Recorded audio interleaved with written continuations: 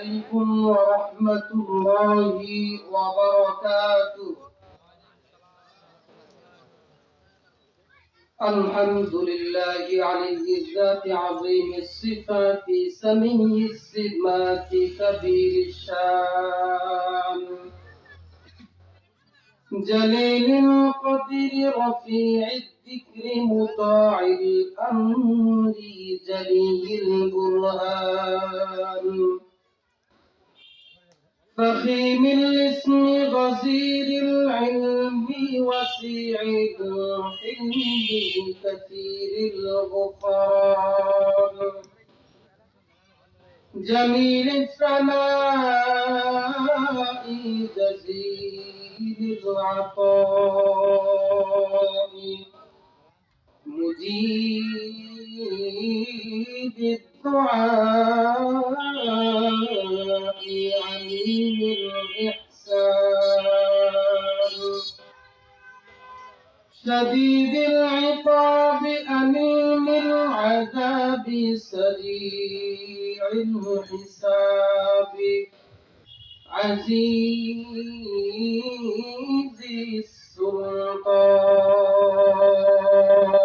السلطان ونشهد أن لا إله إلا الله وحده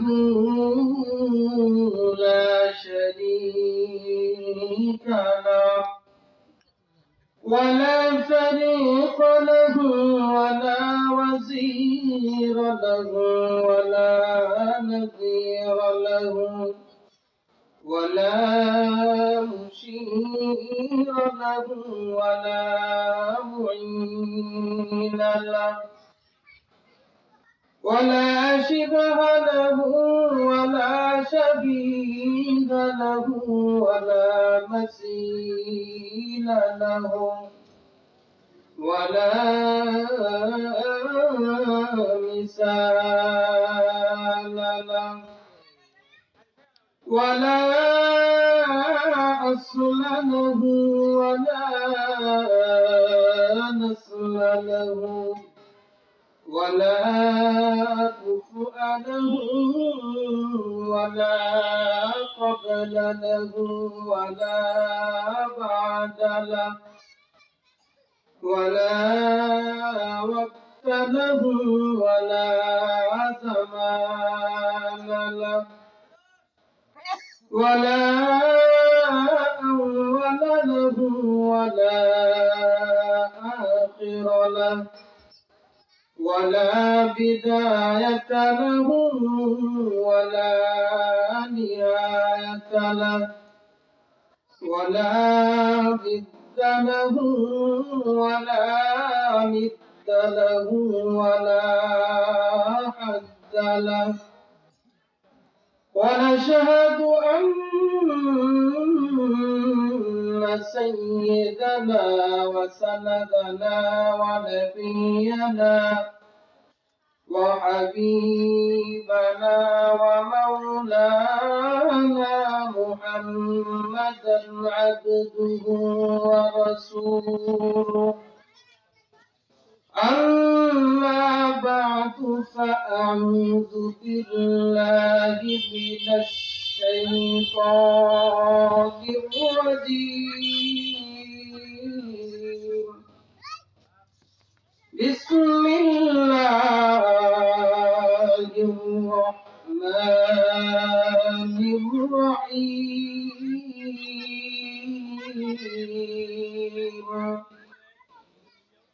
يا أيها الذين آمنوا كتب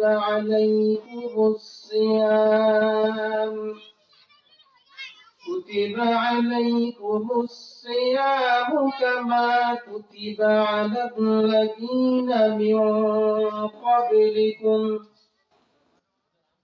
كما كتب على الذين من قبلكم لعلكم تتقون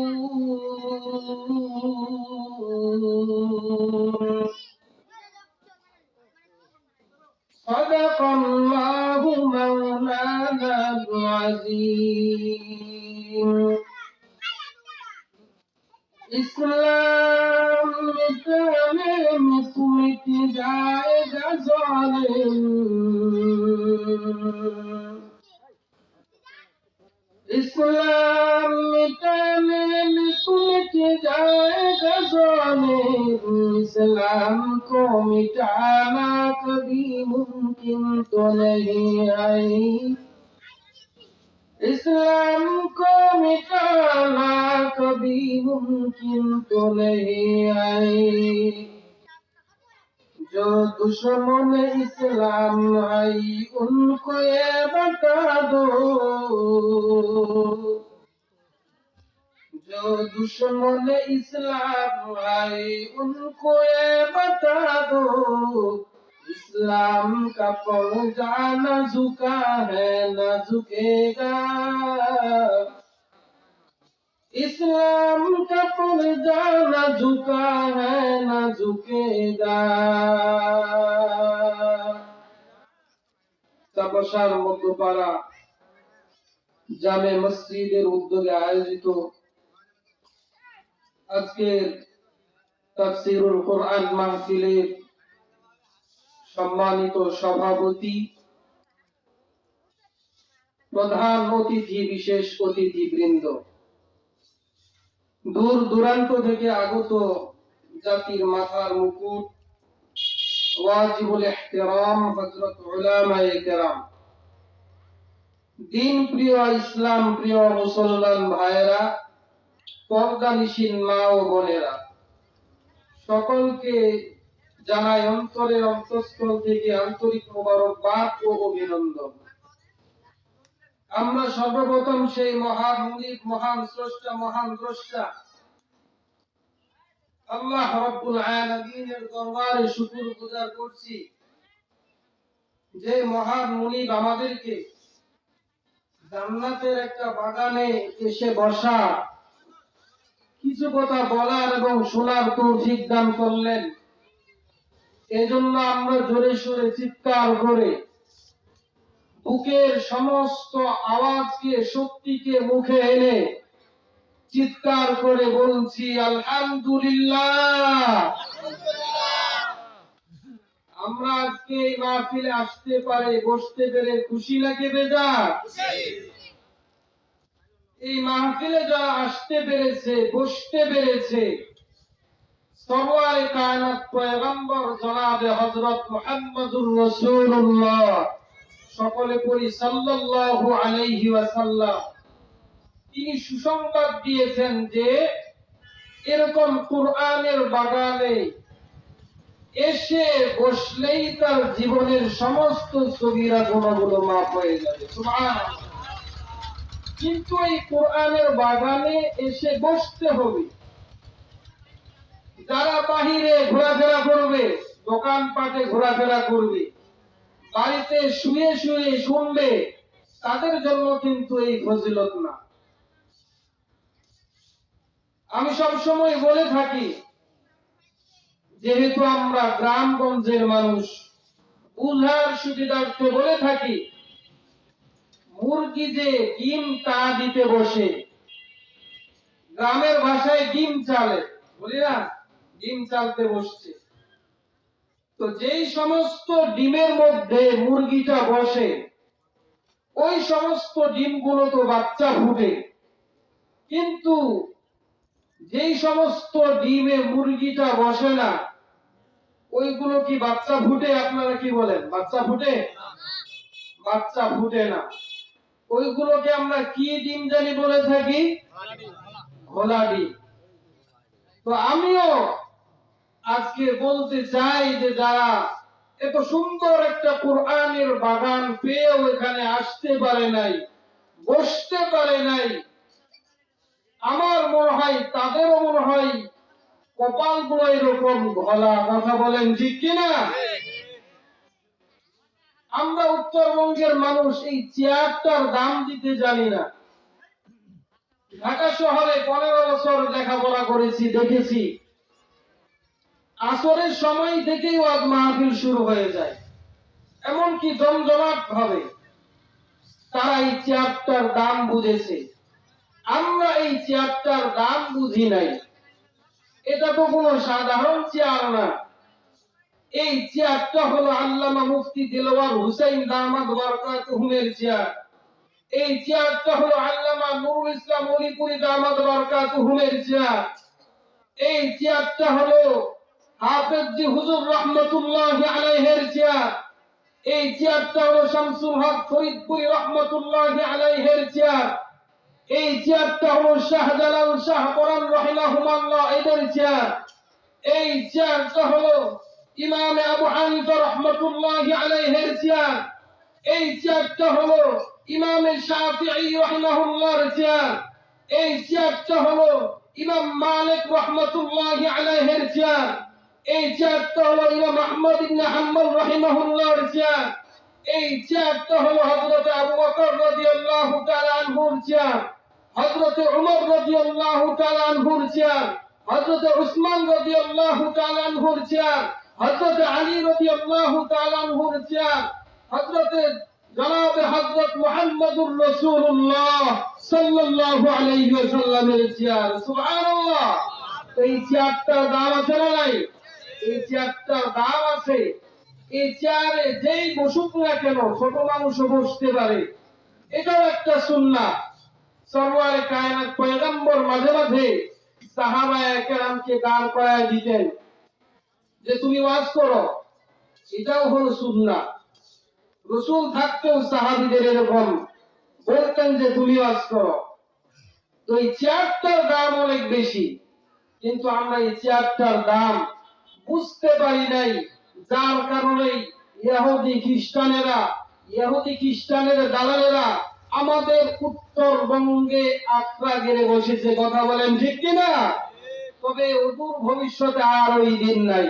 আর আমরা এক সময় এই এলাকায় বা হরিপুর থানায় বলি, এক সময় কোরআনের হাফেজ খুঁজে পেতাম না, আলেম খুঁজে পেতাম না। এখন ঘুরে ঘুরে হাফেজ আলেম হয়েছে। আমরাও এলাকারই সন্তান।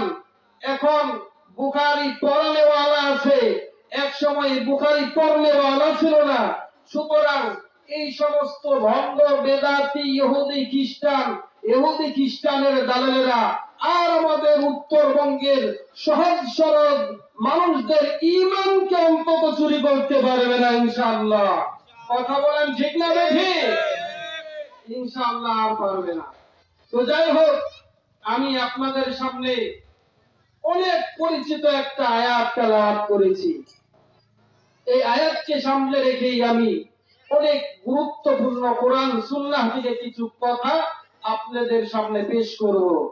আল্লাহ রাব্বুল আলামিন আমাদেরকে বড় মায়া করে ডাক দিয়ে বলেছেন, ইয়া আইয়ুহাল্লাযীনা আমানু, হে ঈমানদারেরা।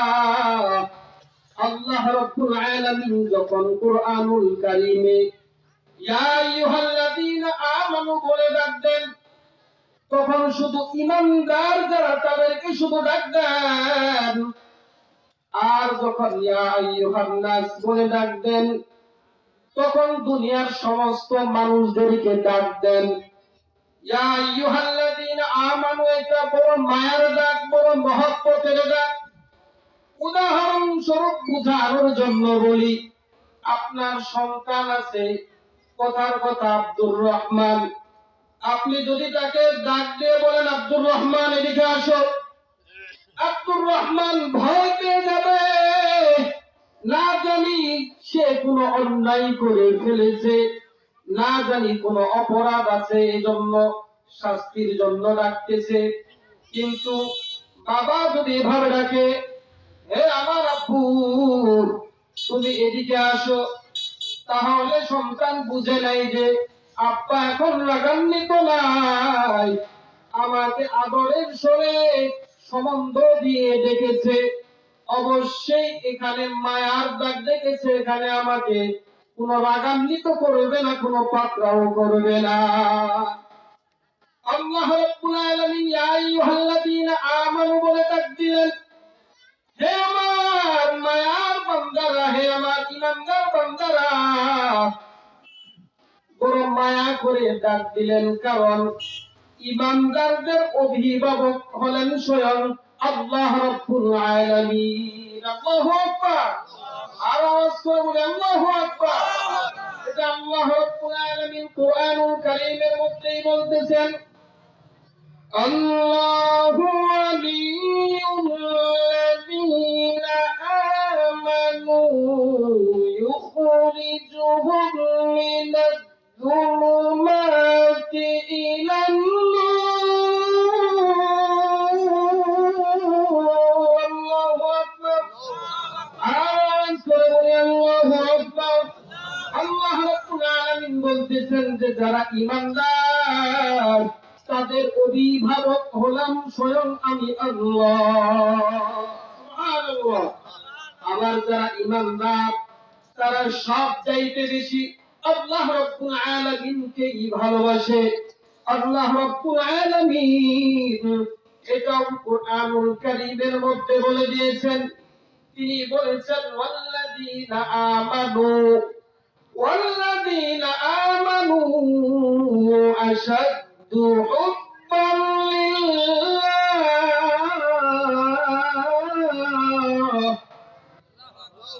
আওয়াজ করে বলি আল্লাহু আকবার। যারা ঈমানদার তারা সব চাইতে আল্লাহ রাব্বুল আলামিনকেই বেশি ভালোবাসে। কেমন মহব্বত!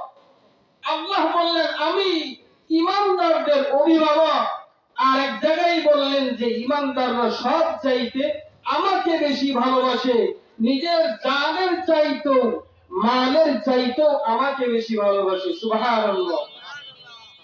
তবে ওইরকম ঈমানদার হওয়া লাগবে। কেমন ঈমানদার? আল্লাহ রাব্বুল আলামিন ওইটাও কোরআনুল কারীমে সূরা বাকারায় বলে দিয়েছেন, وَإِذَا قِيلَ لَهُمْ آمِنُوا كَمَا آمَنَ النَّاسُ।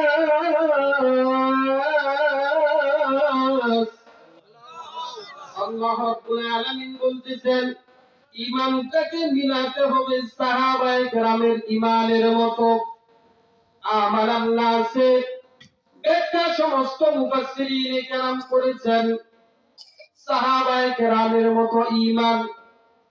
আল্লাহ রাব্বুল আলামিন কেন সাহাবীদের মতো ঈমান আনতে বলেছেন? কারণ সাহাবীদের ঈমানটা বড় নির্ভেজাল ঈমান, বড় সঠিক ঈমান, খাঁটি ঈমান। তারা জীবনের শেষ নিঃশ্বাস পর্যন্ত ঈমানকে ছেড়ে দেন নাই। যেরকম হযরতে খাব্বাব রাদিয়াল্লাহু তাআলা আনহু আর হযরতে ওমর রাদিয়াল্লাহু তাআলা আনহু দুইজনে বসে বসে খোশ গল্প করতেছেন। ওই সময় ইসলামের বিজয় হয়ে গিয়েছে। হযরতে ওমর রাদিয়াল্লাহু তাআলা আনহু হযরতে খাব্বাব রাদিয়াল্লাহু তাআলা আনহুকে বলতেছেন, ভাই খাব্বাব, আমি তো ইসলাম যখন গ্রহণ করি নাই তখন তো আমি যুবক ছিলাম, দলের লিডার ছিলাম, আমার অনেক শক্তি ছিল, আমাকে ভয়ে কেউ কথা বলতে পারতো না। তুমি তো ওই রকম ছিলে না, তুমি তো একজন সাধারণ মানুষ ছিলে। তুমি কি ইসলামের জন্য কোনো কষ্ট করেছো নাকি? আমি তো ইসলামের জন্য অত বেশি কষ্ট করি নাই। হযরতে খাত্তাব রাদিয়াল্লাহু তাআলা আনহু তিনি কোনো কথা না বলে হযরতে ওমর রাদিয়াল্লাহু তাআলা আনহুর সামনে তিনি জিহ্বাটা পেশ করলেন, জিহ্বাটা দেখালেন। হযরতে ওমর রাদিয়াল্লাহু তাআলা আনহু বলতেছেন, ভাই খাব্বাব, তোমার জিহ্বায় তো একটা আলাদা গোশতের টুকরা দেখা যায়, তুমি কি এটার চিকিৎসা করাও না? হযরতে খাত্তাব রাদিয়াল্লাহু তাআলা আনহু বলেন, না না, ওরে ভাই ওমর, আল্লাহর কসম করে বলি আমার জিহ্বায় কোনো টিউমার হয় নাই। তাহলে তোমার জিহ্বায় যে একটা আলাদা গোশতের টুকরা দেখা যায়। হযরতে খাত্তাব রাদিয়াল্লাহু তাআলা আনহু বলেন, ভাই ওমর, যেদিন থেকেই আমি সরওয়ারে কায়নাত পয়গম্বর জনাবে হযরত মুহাম্মদুর রাসূলুল্লাহ সাল্লাল্লাহু আলাইহি ওয়াসাল্লামের দরবারে গিয়ে কালিমা পড়েছি লা ইলাহা ইল্লাল্লাহ মুহাম্মাদুর রাসূলুল্লাহ, ওই দিনেই আমার গোত্রের কিছু দুষ্ট লোকেরা আমাকে তারা ধরে ওই যে পাহাড়টা দেখতেছে ওই পাহাড়ের মধ্যে আমাকে নিয়ে গেছে। এরপরে পাহাড়িয়া গাছগুলো দিয়ে কাটা যুক্ত পাগলা গাছ দিয়ে আমার জিহ্বার মধ্যে আঘাত করেছে আর বলেছে খাব্বাব মুহাম্মদের কালিমাকে ফিরিয়ে দাও, নতুবা তোমার জীবনটাকে শেষ করে দেওয়া হবে। খাব্বাব রাদিয়াল্লাহু তাআলা আনহু বলেন, আমি একটিবারের জন্য কালিমাকে অস্বীকার করি নাই। আমার জিহ্বায় তারা আঘাত দিতে দিতে দিতে দিতে ছিদ্র ছিদ্র করে দিয়েছে। এই জন্য আমার জিহ্বায় একটা আলাদা গোশতের টুকরা দেখা যায়। এরপরে হযরতে খাব্বাব রাদিয়াল্লাহু তাআলা আনহু তিনি নিজের পিঠের কাপড়টা উঠিয়ে দিয়ে নিজের মাথাটাকে কোমরটাকে হযরতে ওমর রাদিয়াল্লাহু তাআলা আনহুর কাছে পেশ করলেন। হযরতে ওমর রাদিয়াল্লাহু তাআলা আনহু দেখলেন যে এমন মাথা এমন কোমর তো আমি জীবনে দেখি না, এটা তোমার কেমন কোমর রে খাব্বাব, তোমার মাথার মধ্যে কোনো গোশত নাই, তোমার হাড় হাড্ডিগুলো দেখা যায়, তোমার মনে হয় কোনো কুষ্ঠ রোগ হয়েছে, তুমি কেন চিকিৎসা করাও না? হযরতে খাব্বাব রাদিয়াল্লাহু তাআলা আনহু ডাক দিয়ে বলেন, ভাই ওমর, আল্লাহর কসম করে বলি আমার কোনো কুষ্ঠ রোগ হয় নাই, কোনো শ্বেত রোগ হয় নাই। আমি যখন কালিমা পড়লাম আমার গোত্রের দুষ্ট লোকেরা আমাকে পাহাড়ের মধ্যে নিয়ে গিয়েছে আর পাহাড়িয়া গাছগুলো জ্বালিয়েছে, উত্তপ্ত করেছে, দাও দাও করে আগুনগুলো জ্বালিয়েছে। ওই উত্তপ্ত কয়লার মধ্যে আমাকে শুইয়ে দিয়েছে।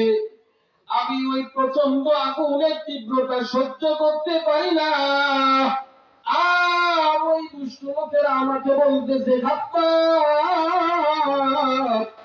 এখনো যদি বাঁচতে চাও তাহলে মুহাম্মদের কালিমাকে ফিরিয়ে দাও। কিন্তু আমি কালিমাকে ফিরিয়ে দেই নাই। আমি আসমানের মালিককে ডেকে ডেকে বলেছি, আল্লাহ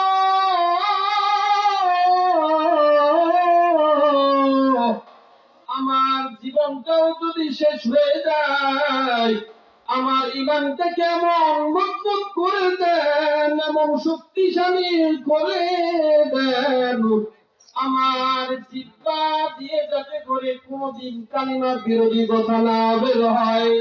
আমি আল্লাহর কাছে কেঁদে কেঁদে ফরিয়াদ করেছি। আমার পিঠের যে গোশতগুলো রয়েছে, আমার চর্বিগুলো গলে গলে গলে গলে ওই উত্তপ্ত কয়লাগুলো নিভে গিয়েছে। এরপর আমাকে ওই দুষ্ট লোকেরা আমাকে ছাড় দেয় নাই।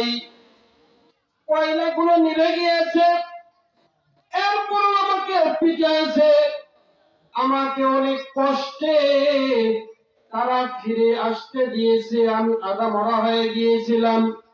এরকম কষ্টের কারণে আমার মাথার গোশতগুলো আজকে নাই, আমার হাড় হাড্ডি এগুলো সব দেখা যায়। হযরতে ওমর রাদিয়াল্লাহু তাআলা আনহু কাঁদতেছেন আর দাড়ি বেয়ে বেয়ে অশ্রুগুলো প্রবাহিত হচ্ছে আর বলতেছেন, ভাই খাব্বাব আমি যদি এতটুকু ঈমানের জন্য কষ্ট করতাম যতটুকু তুমি কষ্ট করেছো, তাহলে মনে হয় আল্লাহ রাব্বুল আলামিনের কাছে আরো বেশি প্রিয় হয়ে যেতাম। সুবহানাল্লাহ। এজন্যই তো আল্লাহ রাব্বুল আলামিন বলেছেন, ওয়াইদা কিলা লাহুম আমিনু কামা আমানান নাস, যদি ঈমান আনতেই চাও তাহলে আমার সাহাবীদের মতো ঈমান আনো। এজন্যই সাহাবীদের মতো ঈমান আনতে বলেছেন। তো ঈমানটা লাগবে সাহাবীদের মতো ঈমান। যদি ঈমানটা সাহাবীদের মতো ঈমান হয়, তাহলে আল্লাহ রাব্বুল আলামিন বলতেছেন ওই ঈমানদারের অভিভাবক আমি আল্লাহ রাব্বুল আলামিন নিজে হয়ে গেলাম। সুবহানাল্লাহ। আর এই রকম ঈমানদাররাই আমাকে সবচাইতে বেশি ভালোবাসে। তো আল্লাহ রাব্বুল আলামিন ঈমানদারদেরকে ডাক দিয়ে বললেন, কুতিবা আলাইকুমুস সিয়ামু কামা কুতিবা আলাল্লাযীনা মিন ক্বাবলিকুম লাআল্লাকুম তাত্তাকুন। এই ঈমানদারেরা, তোমাদেরকে আমি একটা মহামূল্যবান মাসের রমজান মাসের রোজাগুলোকে ফরজ করে দিলাম, যেমনি ভাবে আমি আল্লাহ পূর্ববর্তী উম্মতদের উপর এই রোজাকে ফরজ করে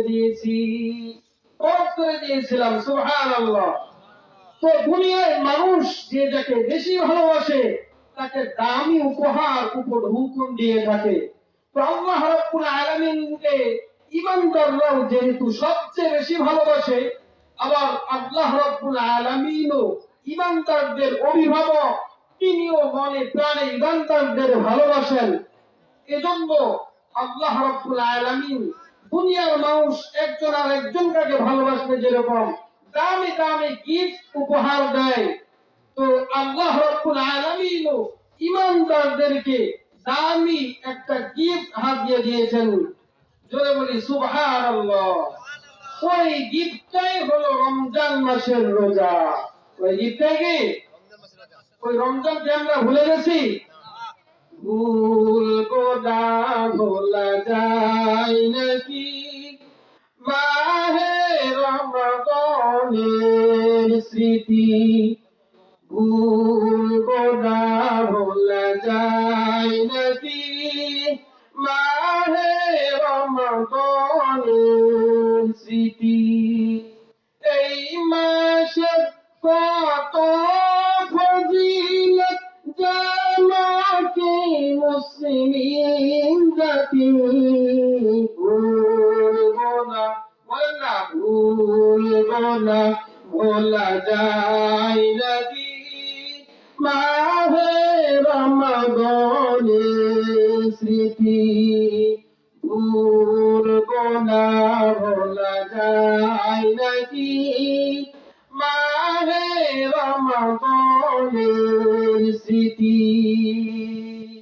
আল্লাহ রাব্বুল আলামিন মায়া করে রমজান মাসের রোজাকে উপহার দিয়েছেন।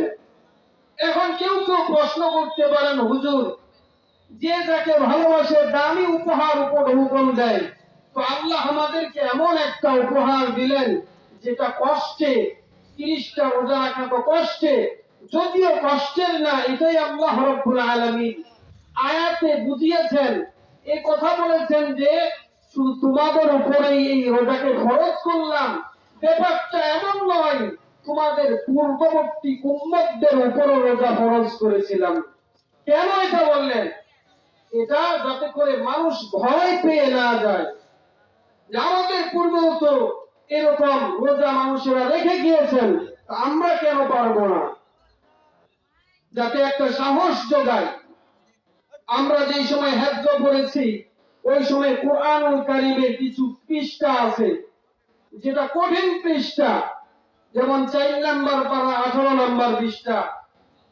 তো এই পৃষ্ঠাগুলো দেখলে মনে হয় যে মুখস্থ করতে পারবো না, কিন্তু ভেতরে একটা সাহস আসতো, যারা দুনিয়ায় কত হাফেজ হয়েছে তারাও তো এই পৃষ্ঠাটা করেই মুখস্থ করেই হাফেজ হয়েছে, একটা সাহস ভেতরে আসতো। তো দেখা গেছে এই পৃষ্ঠাটার দিনে আমি 2 পৃষ্ঠা জবাব দিয়েছি, আলহামদুলিল্লাহ। তো একটা সাহস আসে।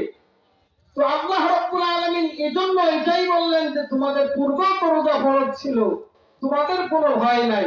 এরপর যদি একটু কষ্টের হয়, আল্লাহ রাব্বুল আলামিন বলতেছেন একটু কষ্ট করো, যদি রমজান মাসের রোজাগুলো সুন্দরভাবে আদায় করতে পারো, তাহলে তোমার জন্য উপহারটা হলো তোমার জন্য আমার বিলায়তের চেয়ার, আমার বন্ধুত্বের চেয়ারটা তোমাকে দিয়ে দিব। সুবহানাল্লাহ। কিন্তু কষ্ট হবে দুনিয়ায় সাধারণ একটা চেয়ার নেওয়ার জন্য। এমপি, মন্ত্রী বা চেয়ারম্যান, মেম্বার যেই হোক কত কষ্ট করে। যেই লোকেরা রুম থেকে বের হয় না, এসির রুমে থাকে, এসির গাড়িতে থাকে, এসির রুমে থাকে, বের হয় না, কিন্তু নির্বাচনের সময় কিরকম অবস্থাটা হয়? মানুষের দাঁড়ে দাঁড়ে ঘুরে, খাওয়া ঘুম ঠিক নাই, মানুষের কাছে ভোট চাই চাই বেড়ায় কি বেড়ায় না। ওই সময় তাদের এই সকল ব্যবহার দেখে আমরাও স্লোগান দিয়ে থাকি কি, আমার নেতার চরিত্র ফুলের মতো। জোরে বলেন না, ফুলের মতো। আসলে কথাটা কি ঠিক? সবাই বলছেন না, কিন্তু আমি বলি কথাটা আসলেই ঠিক। কারণ একটা ফুল কতক্ষণ পবিত্র থাকে, একটা ফুল যতক্ষণ গাছের মধ্যে থাকে ততক্ষণ ফুলটা পবিত্র থাকে। যখন ওখান থেকে ফুলটা ছিঁড়ে নেওয়া হয়, তখন হয়তো কিছুদিন টেবিলের উপরে অথবা পানির বোতলের ভেতরে ঢুকিয়ে রাখে, তাও বেশি দিন এটা আর গাছের মতো তাজা থাকে না। কিছুদিন পরে ফুলটা নষ্ট হয়ে যায়। এরপরে ওই ফুলটাকে আর টেবিলে জায়গা দেয় না, বোতলেও জায়গা দেয় না। ওই ফুলটাকে তখন ডাস্টবিনের মধ্যে ফেলে দেয়। ডাস্টবিন তো বড় পবিত্র জায়গা, নাকি বলেন? পবিত্র জায়গা। তাহলে ফুলটা পবিত্র থাকলো কতক্ষণ? যতক্ষণ সে গাছে থাকলো, যতক্ষণ টেবিলে বা ফুলের কি বলে পানির বোতলে ঢুকিয়ে রাখে ততক্ষণ। এরপরে আর পবিত্র থাকলো না। ঠিক তদ্রূপেই নেতার চরিত্র ততক্ষণ পবিত্র থাকে যতক্ষণ কি করে নির্বাচন চলে। এমন পবিত্র যাকে দেখে তাকেই সালাম দেয়। তবে হ্যাঁ, কিছু ভালো নেতা তো সবসময় থাকে, আমি কিন্তু সবারই বদনাম করতেছি না। দেখেন কিরকম পবিত্র। আমাদের উস্তাদের মুখে শুনেছি এক নেতা সারাদিন রাত মানুষের কাছে ভোট চেয়ে বেড়ায়। একদিন সারাদিন ভোট চেয়ে বেড়াইছে, দেখতেছে বাড়িতে ফিরতে ফিরতে রাত হয়ে গেছে। দূরে একটা লোকের মতো দেখা যায়, সালাম দিছে, আসসালামু আলাইকুম ওয়া রাহমাতুল্লাহ। সালামের জবাব নাই। নেতা মনে করলেন মনে হয় আমার বিরোধী দলের কেউ হতে পারে। বলতেছে, ভাই ঠিক আছে, নেতা হিসেবে আমার সালামের জবাবটা নাই দিলেন, অন্তত একটা সাধারণ মানুষ হিসেবে তো আমার সালামের জবাবটা দিবেন। এরপরও সালামের জবাব নাই। একটু কাছে গিয়ে আবার সালাম দিয়েছে, তাও জবাব নাই। বলতেছে, সাধারণ মানুষ হিসাবেও না দেন, আমাকে সাধারণ মানুষও মনে না করেন, অন্তত আমার ঈমান তো আছে, একজন ঈমানদার হিসাবে, মুসলমান হিসাবে সালামের জবাবটা দেন। তাও সালামের জবাব নাই। আর একটু সামনে গিয়ে দেখে এটা আসলে মানুষ না, একটা গাছ দাঁড়ায় আছে। দেখেন চরিত্র কিরকম পবিত্র হয়েছে। এখন শুধু মানুষকে না, গাছকে শুদ্ধাই কি দেয়? সালাম দেয়। তো বলতেছিলাম নেতারা চেয়ারের জন্য কত কষ্ট করে। যখন চেয়ারটা কষ্ট করে পেয়ে যায়, তখন 5 বছরে তাদের কি থাকে? ক্ষমতা থাকে, আর কেউ কোনো কথা তাদের সামনে বলতে পারে না। তো আল্লাহ রাব্বুল আলামিন যে তার বিলায়াতের চেয়ার দিয়ে দিবেন, বন্ধুত্বের চেয়ার দিয়ে দিবেন, এজন্য কষ্ট করতে হবে কি হবে না? একটু কষ্ট করতে হবে। তো আল্লাহ রাব্বুল আলামিন ওই কথাটাই বলেছেন, কামা কুতিবা আলাল্লাযীনা মিন ক্বাবলিকুম লাআল্লাকুম তাত্তাকুন।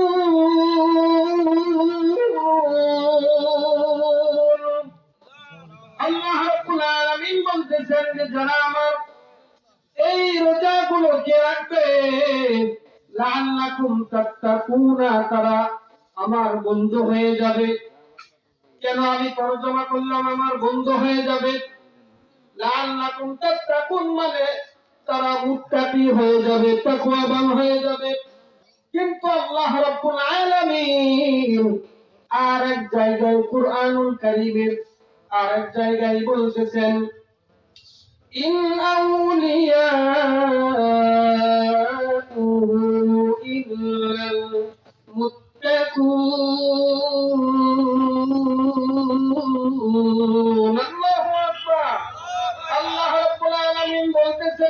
মুত্তাকিরাই আমার বন্ধু। সুবহানাল্লাহ। তার মানে বোঝা গেল যারা রমজান মাসের রোজাগুলোকে সুন্দরভাবে ঠিক ভাবে আদায় করবে, ওই রব্বুল আল্লাহ রব্বুল আলামিনের বিলায়াতের চেয়ার অর্জন করবে। ব্যক্তিটার জীবনে যদি কোনো নেক আমল না থাকে, ব্যক্তিটা শুধু ঈমানদার হয়, তাহলে এক রমজানের রোজা দিয়ে ওই ব্যক্তিটা আল্লাহর ওলিতে পরিণত হয়ে যাবে। সুবহানাল্লাহ। এই 30টা রোজা কেমন জানে? এক একটা অ্যান্টিবায়োটিক ট্যাবলেট। মানুষের যখন অ্যালার্জি হয়, চুলকানি হয়, তখন বড় মজা পায় চুলকাইতে। অ্যালার্জি হলে অনেক চুলকায়। এমনও দেখা যায় যে অ্যালার্জি বেশি হয়ে গেলে, চুলকানি বেশি হয়ে গেলে নাতিকে টাকা দিয়ে হইলেও চুলকায়। ঠিক কিনা বলে, নাতি আমাকে 10 মিনিট চুলকায় দাও, তোমাকে 5 টাকা দিব বা 10 টাকা দিব। টাকা দিয়েও চুলকায়, রক্ত বের করে ফেলে। চুলকাইতে কি মজা! কিন্তু এই মজাটাকে, এটা কি সঠিক পন্থায় মজা নাকি বেঠিক পন্থায়? কথা বলে, সঠিক না বেঠিক? এটা কি আসল মজা না নকল মজা? এটা নকল মজা। এভাবে যদি সে চুলকানিটা রেখে দেয়, এক পর্যায়ে দেখা যাবে যে তার এখান থেকে ক্যান্সারের সৃষ্টি হতে পারে, তার অঙ্গে পতন ধরতে পারে, আস্তে আস্তে সে মৃত্যুর মুখেও চলে যেতে পারে। যেহেতু এটা সঠিক মজা নয়। কিন্তু আমরাও এরকম কিছু ব্যক্তি আছি যে আমাদের ভিতরে এরকম অসঠিক মজা আমাদের রয়েছে। যেরকম নিজের ঘরে বিড়ি রেখে পরকিয়া করতে অনেকে মজা পায়। ঠিক কিনা? অসৎ উপায়ে মেয়েদেরকে নিয়ে ঘুরতে মজা পায়, অনেকে গান বাজনায় মজা পায়, গুনাহের কাজ করতে মজা পায়, সুদ খাইতে মজা পায়, ঘুষ খাইতে মজা পায়। কিন্তু এই মজাগুলো আসল মজা না। এই মজাগুলো দূর করার জন্যই হলো এই 30টা রোজা। কেউ যদি সঠিকভাবে এই 30টা রোজা রাখে, তাহলে তার এই সমস্ত যেগুলো মজা সঠিক নয়, দূর হয়ে সে আসল মজা পেয়ে যাবে। সুবহানাল্লাহ। যেরকম এলার্জি ওয়ালা লোকটা, সে অবশ্যই বাঁচতে গেলে তাকে ভালো ডাক্তার, স্কিন গবেষণা যুক্ত যারা গবেষণা করেছে, এরকম ডাক্তারকে তাকে দেখাতে হবে। ওই ডাক্তার কথার কথা 30টা অ্যান্টিবায়োটিক ট্যাবলেট দিল, আর বললো যে এগুলো সেবন করবেন। সেবন করার পরে দেখা গেল ওই লোকটা ভালো হয়ে গেল, তার চামড়া সুন্দর হয়ে গেল। এখন বলেন তো, যে নাতিকে 10 টাকা দিয়ে চুলকাইছে, যে জোরে চুলকিয়েছিল, সে ওর চাইতে অর্ধেক জোরেও যদি এখন আমাকে চুলকানি দেয়, আচর দেয়, বলেন তো এখন কি তাকে টাকা দিবে নাকি থাপ্পড় দিবে? থাপ্পড় দিবে। কারণ এখন সে ভালো হয়ে গিয়েছে। তার যে চুলকানিটা ছিল, এটা আসল মজা ছিল না, এটা ছিল নকল মজা।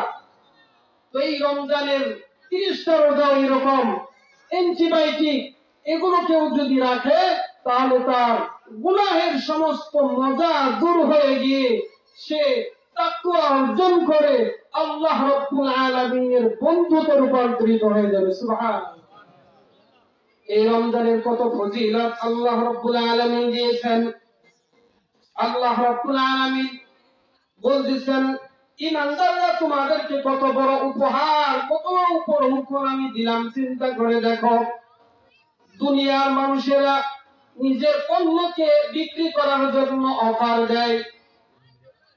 তারা 1 কেজি একটা হুইল পাউডার বিক্রি করার জন্য তারা একটা বালতি উপহার দেয়, বালতি বেশি দেয়, অফার। আবার অনেক সময় দেখা যায় বড় একটা শ্যাম্পু যদি কেউ কিনে, ছোট একটা 2টা শ্যাম্পু তারা অফার দেয়। আবার অনেক জায়গায় দেখা যায় ব্রয়লার মুরগি কিনলে সাথে মশলা এটা অফার দেয়। দেয় কি দেয় না? কিন্তু এগুলো কেন দেয়? তাদের লস করে এই অফার গুলো দেয় না, তাদের পণ্যগুলো বিক্রির জন্য দেয়। আল্লাহ রাব্বুল আলামিন বলতেছেন, আমি এমন অফার তোমাদেরকে দেই নাই। আমি কেমন অফার তোমাদেরকে দিলাম তোমরা কি জানো? কেউ যদি একটা নফল করে আমি আল্লাহ তাকে একটা ফরজ করার সওয়াব তার আমলনামায় লিখে দেই। সুবহানাল্লাহ। কেউ যদি একটা ফরজ করে 70টা ফরজ করার সওয়াব লিখে দেয়।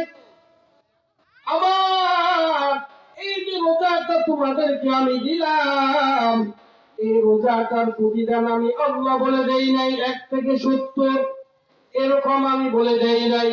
কারণটা কি, বান্দা রোজা আমার জন্য রাখে।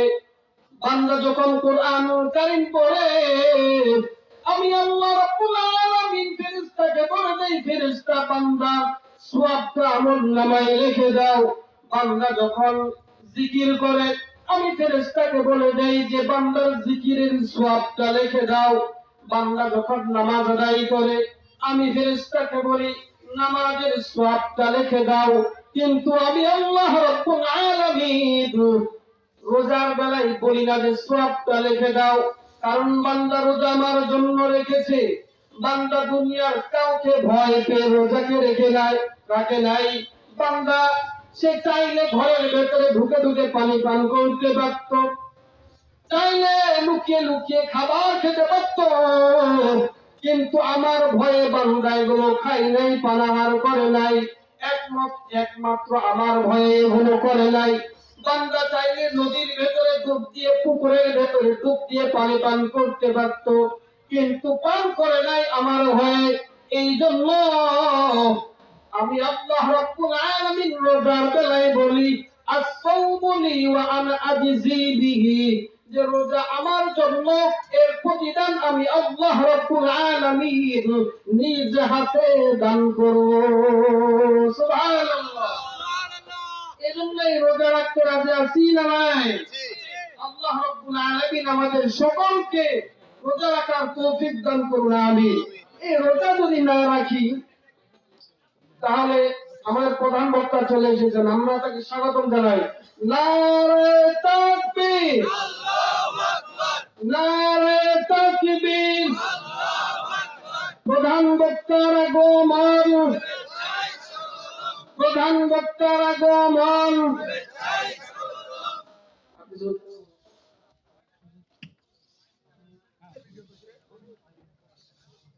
তো এই রোজা যদি পরিপূর্ণ যদি আমরা মুত্তাকি হতে চাই তাহলে 6 শর্ত মেনে রোজাকে পরিপূর্ণভাবে আমরা করতে চাইলে 6 শর্ত মেনে রোজাকে করা লাগবে। কয় শর্ত? 6 শর্ত। তাহলে ওই ব্যক্তিটা পরিপূর্ণ মুত্তাকি হবে। আপনারা অনেকে বলতে পারেন যে হুজুর জীবনে অনেক রোজা রাখলাম কিন্তু তাকওয়া অর্জন তো হয় নাই। এই কারণে হয় নাই যে 6টা শর্ত আমরা ঠিক রাখি না।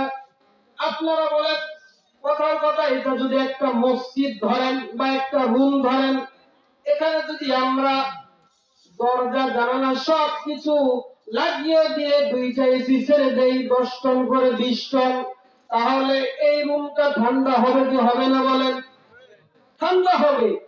কিন্তু যদি দরজা জানালা খোলা রেখে আমরা এসি গুলো ছেড়ে দেই তাহলে এই রুমটা কি ঠান্ডা হবে? হবে, সীমিত হবে। বিদ্যুৎ চলে গেলে এই ঠান্ডা থাকবে না। তো দরজা জানালা যদি আবার লাগিয়ে রাখতাম, বিদ্যুৎ চলে গেলে অনেকক্ষণ ঠান্ডা থাকতো। আর দরজা জানালা খোলা রেখে বিদ্যুৎ থাকলেও পরিপূর্ণ ঠান্ডা হয় না। 2টার জায়গায় 4টা যদি আমরা লাগাই তারপর পরিপূর্ণ ঠান্ডা হবে না, কারণ আমরা দরজা জানালা কি করেছি? খোলা রেখেছি। আমাদের এইরকম গুনাহের যে দরজাগুলো আছে, এই দরজাগুলো বন্ধ করে আমরা যদি রোজা রাখি তাহলে পরিপূর্ণ মুত্তাকি আমরা হতে পারবো। 1 নাম্বার হলো আমাদের চোখের হেফাজত করতে হবে। কিসের হেফাজত করতে হবে? 1 নাম্বার চোখের হেফাজত করতে হবে। চোখ দিয়ে কোনো বেগানার দিকে তাকানো যাবে না, চোখ দিয়ে কোনো গুনাহের কাজ করা যাবে না, চোখ দিয়ে অশ্লীল ভিডিও দেখা যাবে না। 1 নাম্বার চোখের হেফাজত সংক্ষেপে বলি। 2 নাম্বার হলো জবানের হেফাজত। 2 নাম্বার কিসের হেফাজত জোরে বলি, সকলে মুখস্থ করার চেষ্টা করি। 2 নাম্বার হলো জবানের হেফাজত। জবান দিয়ে কোনো গালি দেওয়া যাবে না, জবান দিয়ে ঝগড়া করা যাবে না, জবান দিয়ে চগলখড়ি করা যাবে না, জবান দিয়ে মিথ্যা কথা বলা যাবে না। এই সমস্ত গুনাহ থেকে জবানকে হেফাজত রাখতে হবে। এটা হলো 2 নাম্বার শর্ত। 3 নাম্বার শর্ত হলো কানের হেফাজত করা। কান দিয়ে কোনো গুনাহের জিনিস শোনা যাবে না, কান দিয়ে কারো গীবত শোনা যাবে না, কান দিয়ে গান বাজনা শোনা যাবে না। এটা হলো 3 নাম্বার শর্ত। 4 নাম্বার শর্ত হলো আরো যে অঙ্গ প্রত্যঙ্গ গুলো রয়েছে, হাত রয়েছে, পা রয়েছে, আর যেগুলো অঙ্গ প্রত্যঙ্গ রয়েছে, ওই অঙ্গ প্রত্যঙ্গ গুলো দিয়েও কোনো গুনাহ করা যাবে না। এটা হলো 4 নাম্বার শর্ত। 5 নাম্বার শর্ত হলো সাহারি আর ইফতারে হালাল খাবার খেতে হবে। কি খাবার খেতে হবে? হালাল খাবার খেতে হবে।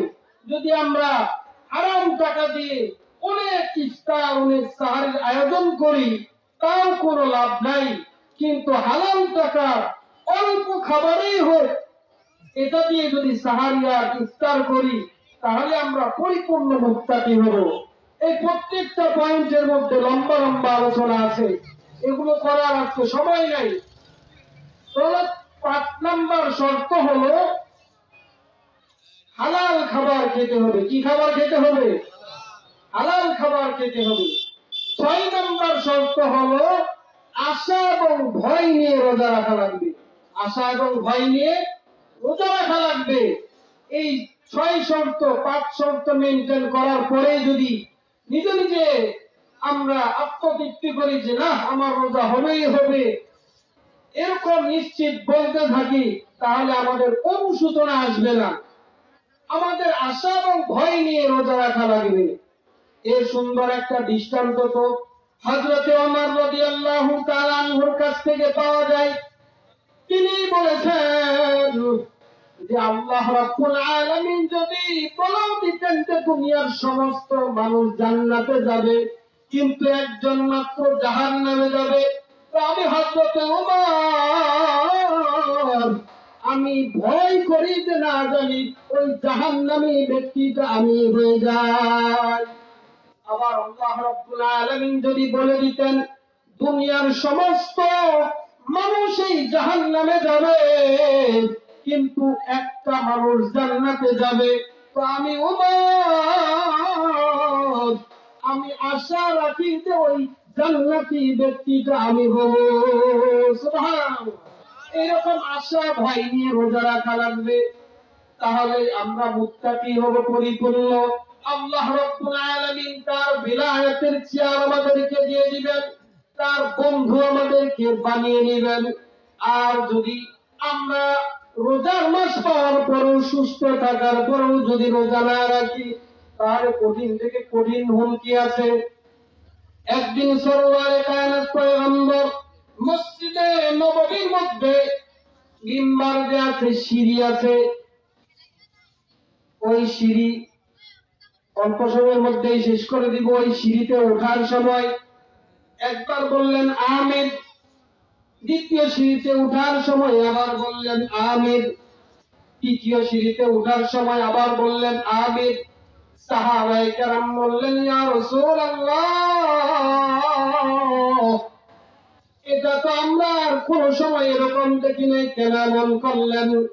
সরওয়ারে কায়নাত পয়গম্বর বললেন যে আমি প্রথম সিঁড়িতে আমিনের জন্যই বলেছি যে হযরত জিবরাইল আলাইহিস সালাম এই মুহূর্তে আমার কাছে এসে বললেন যে ওই সকল লোক ধ্বংস হোক যে পিতা মাতা পাওয়ার পরেও নিজেরা জান্নাত কামাই করতে পারে নাই। আমি বলেছি আমিন। জিবরাইল আলাইহিস সালাম দ্বিতীয় সিঁড়িতে যখন উঠি তখন বলেছে ওই সকল লোক ধ্বংস হোক যে আপনার নাম শোনার পরও দুরূদ পড়ে না। আমি বলেছি আমিন। তৃতীয় সিঁড়িতে ওঠার সময় জিবরাইল আলাইহিস সালাম বলেছেন ওই সকল লোক ধ্বংস হোক যে সকল লোক রমজান পেল কিন্তু রমজান মাস পাওয়ার পরও নিজেরা মুত্তাকি হতে পারল না, নিজেদের গুনাহ মাফ করতে পারল না। আমি বলেছি আমিন। চিন্তা করে দেখেন, বিশ্বনবী সাল্লাল্লাহু আলাইহি ওয়াসাল্লাম তিনি তো বদদুয়া করার মানুষ নয়, তিনি তো হলেন রহমতের নবী। কিন্তু রাসূল কারীম সাল্লাল্লাহু আলাইহি ওয়াসাল্লাম এক্ষেত্রে আমিন বলেছেন। যখন হযরতে রাসূল কারীম সাল্লাল্লাহু আলাইহি ওয়াসাল্লাম তাকে দাওয়াত দিতে গিয়েছেন, কায়েতবাসীরা পয়গম্বরের শরীর থেকে রক্ত ঝরিয়েছে, কঠিন রক্ত ঝরিয়েছে। সরওয়ার কায়নাত পয়গম্বরের শরীর থেকে রক্ত ঝরানোর পরে সংক্ষেপে বলতেছি, ফিরিস্তারা এসে বলেছে, পয়গম্বর আপনি শুধু অনুমতি দেন, এই যে তায়েফের দুইটা পর্বত দেখা যায়, ওই দুইটা পাহাড়কে আমি একত্র করে দিব। ফেরেশতারা এসে বলেছে, কিন্তু সরওয়ারে কায়নাত পয়গম্বর বলেন নাই, তিনি বলেছেন আমি তো রহমতের নবী, আমি তো গজবের জন্য আসি নাই। তারা ঈমান গ্রহণ করে নাই তো কি হয়েছে, তাদের সন্তানেরা একদিন ঈমান গ্রহণ করবে। সুবহানাল্লাহ। তো ওখানে কায়েতবাসীরা তো সংখ্যায় কম, এরপর বদদুয়া করেন নাই। আর যারা রোজা রাখবে না, এরা কিয়ামত পর্যন্ত আলেওয়ালা উম্মত, এক্ষেত্রে কেন তিনি বদদুয়া করলেন? কারণটা হলো এটাই, যারা তায়েফের ময়দানে আঘাত করেছে তারা রাসূলের শরীরে আঘাত করেছে, আর যারা রোজা রাখবে না, রাসূলের দ্বীনের জন্য এত কষ্ট করেছেন, দ্বীনের জন্য রক্ত ঝরিয়েছেন, দ্বীন যাতে আমাদের পর্যন্ত পৌঁছে যায় কত কষ্ট মুজাহাদা করেছেন, এরপরও যারা দ্বীন মানবে না, এই রোজাগুলো সুন্দরভাবে আদায় করবে না, তারা রাসূলের দেহে আঘাত দেয় না, তারা রাসূলের কলিজায় আঘাত দেয়, কলিজায় আঘাত দেয়। এজন্য আল্লাহর রাসূল বদদুয়া করেছেন। আল্লাহ রাব্বুল আলামিন রমজান পর্যন্ত আমাদের হায়াতকে দীর্ঘ করে দেন, সকলে পড়ি আমিন। সুস্থ অবস্থায় সমস্ত রোজাগুলো, তারাবিহের নামাজগুলো আমরা সুন্দরভাবে আদায় করতে পারি, আল্লাহ রাব্বুল আলামিনের ভিলায়াতের চেয়ার আমরা অর্জন করতে পারি। আল্লাহ তৌফিক দান করুন, সকলে পড়ি আমিন। ওয়া আখিরু দাওয়ানা আলহামদুলিল্লাহি রাব্বিল আলামিন। সুবহানাল্লাহি ওয়া বিহামদিহি, সুবহানাল্লাহ। আলহামদুলিল্লাহ।